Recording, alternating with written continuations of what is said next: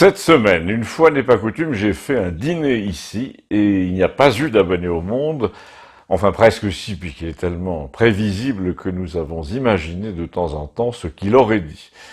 Ce qui revient donc au même que s'il avait été là. Et de quoi était-il question ce jour-là, ce soir-là? Eh bien, pour résumer de manière un peu abrupte, de la présence des morts, figurez-vous, et surtout tout sur les signes qu'on en reçoit, sujet de prédilection pour Christiane, notre psychiatre monté pour la deuxième fois en 15 jours avec son Jules, qui s'appelle Jules, et qui ressemble à Sean Connery. À noter que Christiane est non seulement psychiatre, mais se revendique de l'obédience, si l'on peut dire, de Carl Jung, pour qui, je vous le rappelle, tout le réel est comme tissé, traversé par une toile invisible, une toile qui établit entre les événements, entre les êtres, des rapports qui échappent à la logique ordinaire, linéaire, aux lois de la probabilité aussi. Par exemple, si je pense à quelqu'un un jour, un quart d'heure après, je vois monter dans le bus sa sœur, que j'avais pas vue depuis des années, et qui me dit « Mon frère est mort l'année dernière ».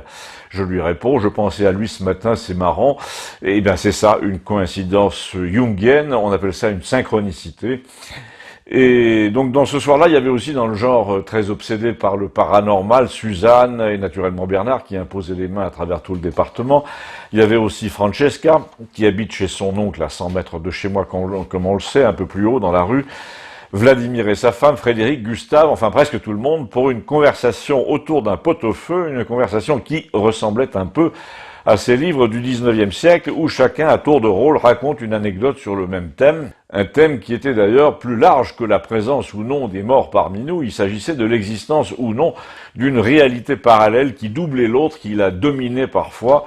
Et avant de connaître le prétexte de départ de cette conversation, prétexte qui met en scène mon petit chien et celui de Léon, je vous suggère de passer en lieu sûr comme de coutume, un lieu non susceptible de censure grâce à l'un des 3 liens ci-dessous.